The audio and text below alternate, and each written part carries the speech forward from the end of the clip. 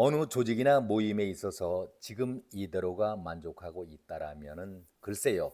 그 만족이라는 것이 누구에게나 다 만족할 수는 없겠지만 대부분의 경우 이 상태가 만족할 수 있다라면은 변화하겠다, 개혁하겠다, 바꾸겠다는 소리가 쉽게 나올 수가 있겠습니까? 쉽게 나오질 않지요. 특히 정치의 세계에 있어서는 이런 것이 더 예민해지기 마련입니다. 바로 자기의 정치 생명이 걸려 있기 때문에 민감해지는 것은 어찌 보면은 당연하다고 생각이 듭니다. 이해 득실에 따라서 엄청난 결과를 가져오기 때문 아니겠습니까? 깜나라 조진국 시간입니다. 이미 민주당에서는 이후에 어찌됐든 간에 혁신위를 가동시켰으나 기대만큼 성과를 거두지 못하고 끝내고 말았었습니다. 이재명은 당의 원팀을 강조하면서 작은 차이를 넘어서서 통합을 강조하고 있고 지금도 개혁을 부르짖고 있는 그런 실정 아니겠습니까? 자, 그렇다면 국민의힘은 어떻습니까?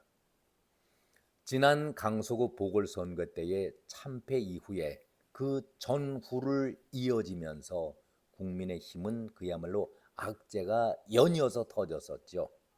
그러다 보니 당과 대통령의 지지율이 급락을 보이면서 비상이 걸렸습니다. 당으로서는 그야말로 발등에 불이 떨어진 것이죠.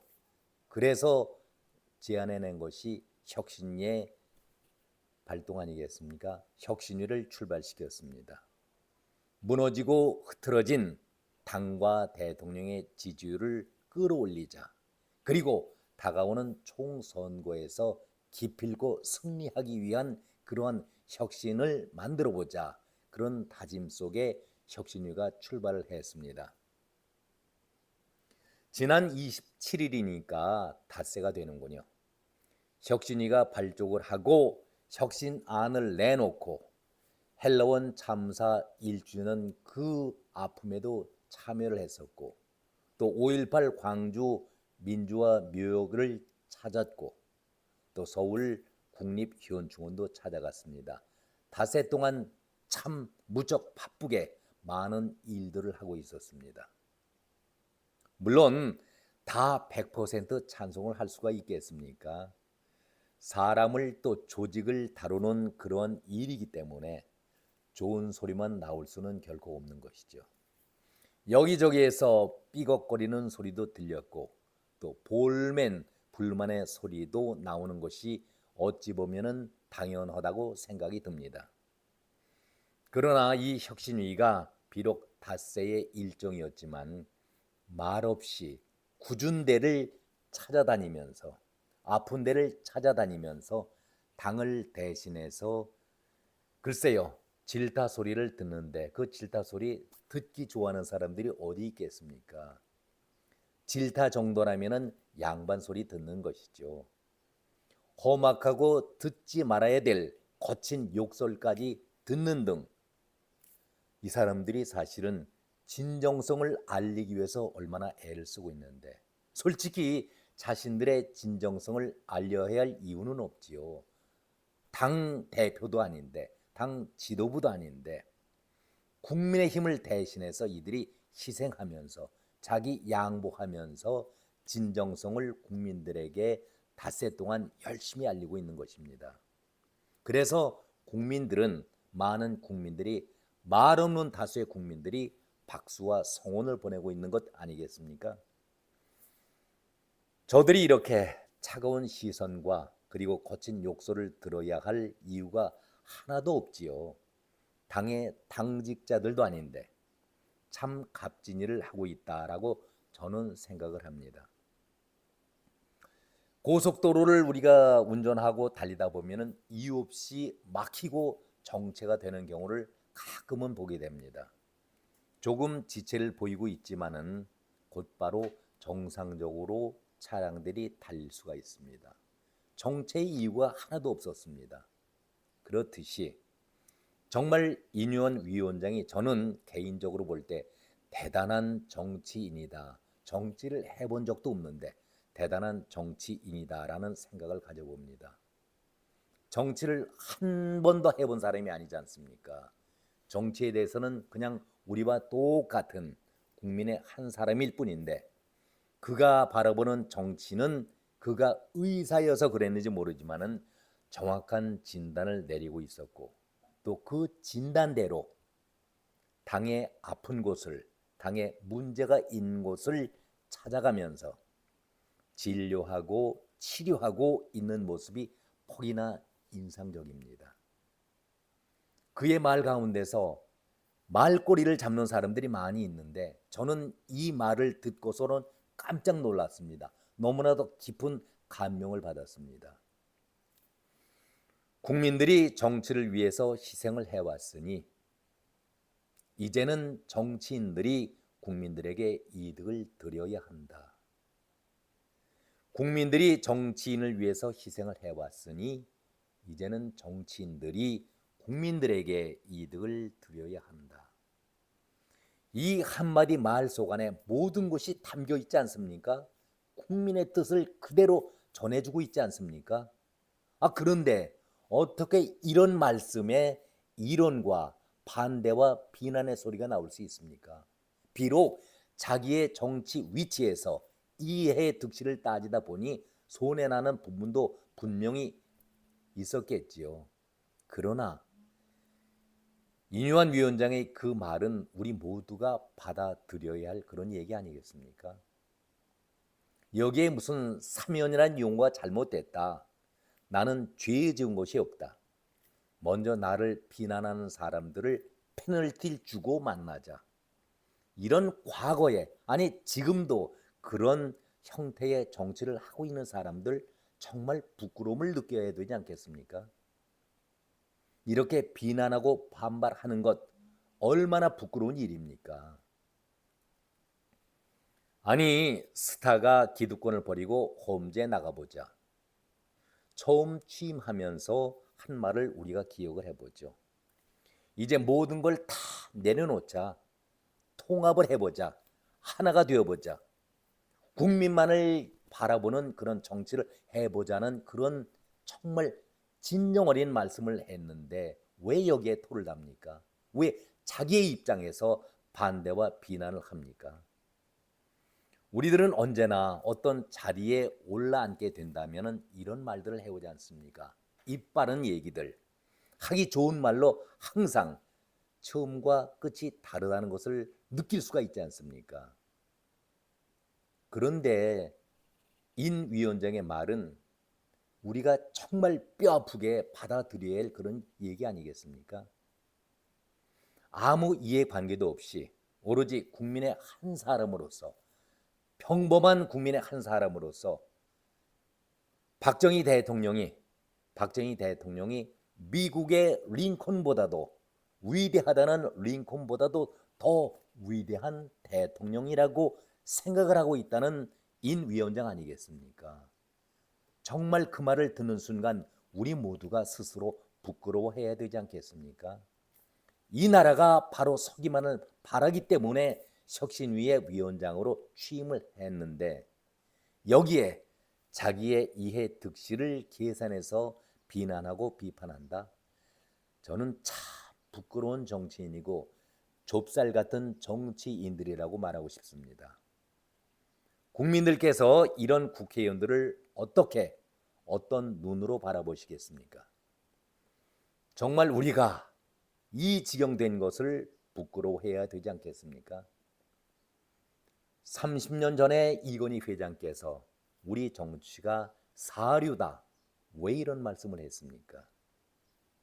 우리 국회의원들 정말 정신을 차려야 합니다. 오래간만에 홍준표 시장이 홍준표다운 그런 발언을 했습니다. 내년 총선 후에 새로운 세력과 함께 다시 시작을 하겠다. 이렇게 글을 올리자 탈당을 의미하는 것이냐라는 질문을 보냈습니다. 홍준표는 목소리를 높여가면서 불쾌감을 드러냈습니다. 홍준표는 참 불쾌한 질문이다. 이 당을 30년간 지켜온 사람이다. 지지율 4%밖에 안 되는 정당을 다시 살린 사람이다. 나왔다 들어갔다 하는 그런 지류, 지천의 실개천이 아니고 나는 본류다. 어떻게 그런 질문을 하느냐. 정말 홍준표다운 시원한 그런 답변이었습니다. 오래간만에 홍준표의 시원한 답변을 들을 수 있어서 기분이 정말 좋았습니다. 홍준표는 누구라고 지칭은 하지 않았습니다. 박근혜 대통령 탄핵 당시에 야당과 동조하고 탈당한 유승민, 이준석, 하태경을 의식하면서 한 번 배신하는 자는 두 번도 배신할 수가 있고 당을 나갔다 다시 들어오면은 국민들은 절대 그들을 지지하지 않는다. 만약에 탈당을 하더라도 그 영향력은 미미할 것이다라고 비난을 했습니다. 특히 홍준표가 혁신위에서 징계 해제를 하겠다는 말을 했을 때에도 제가 볼 때에는 혁신위를 겨냥해서 쓴소리를 한 것이 아니라 제 생각에는 당 지도부, 특히 김기현 대표와의 사이가 껄끄럽지 않습니까? 좋은 감정이 아니기 때문에 자신은 총선에 나갈 일도 없고 나갈 수도 없지만 총선 후에는 자연스럽게 정치 지형이 바뀌게 되니 그 후에 새롭게 들어서는 지도부와 정치 지형을 논의하겠다라는 구상을 밝힌 바 있었지 않습니까? 그리고 홍준표는 혁신위에서 이런 혁신안을 내세웠을 때 첫날은 대단히 강하게 반발을 했었습니다. 비난을 했었죠. 그러나 한 단계 낮추는 정치력을 보였습니다. 자신의 정치의 품위를 지키는 모습을 스스로가 보였습니다. 징계 취소를 하고 안 하고는 내가 정치하는 데에 아무 상관이 없다. 내가 내년도에 총선에 출마할 일도 아니고 오히려 징계받는 게 앞으로 정치 역정에 큰 도움이 될 수도 있다. 참 이 말이 감명스러웠습니다. 오히려 징계받는 게 앞으로 정치 역정에 큰 도움이 될 수도 있다. 이렇게 대답을 하면서 자신이 그릇이 큰 정치인임을 그렇게 말했습니다. 상대적으로 매일 조롱하고 비난하면서 혁신위와 또 당 지도부, 대통령까지를 비난하는 이준석과는 그릇 차이가 다르다는 것을 그 말로 표현하고 있는 것 아니겠습니까? 또 혁신위에 대해서 추켜 세우는 말도 했습니다. 인유한 위원장이 당을 혼란스럽게 하는 것이 아니라 당을 활기차게 하고 있다. 홍준표 특유의 올려주고 내려주고 하는 그 발언을 많이 하는데 이번에는 아주 강하게 올려주는 그런 말을 사용했습니다. 당을 혼란스럽게 하는 것이 아니라 당을 활기차게 하고 있다. 우리 당이 그만큼 주목을 받아본 일이 있었는가? 활기차게 당이 돌아가는 걸 혼란스럽다고 한다고 이야기하는 사람들이 그 자체가 이런 혼란스럽게 한다고 이야기하는 그 자체가 기득권 카르텔에 갇혀 있는 사람들이다. 아주 강하게 쓴소리를 했습니다. 이준석의 그릇 자금을 그리고 나아가서 유승민에게도 큰 정치인답게 정치의 한 수를 가르쳐주는 여유를 보였습니다. 이것이 진정 참 정치라는 얘기죠. 다시 인유한 위원장으로 가보겠습니다. 앞에서 말씀드렸듯이 이제는 국민들이 정치인들을 위해서 희생을 했으니 정치인들이 국민들에게 이득을 돌려드려야 한다. 이 말씀에 토를 달지 말아야 한다는 생각을 가져봅니다.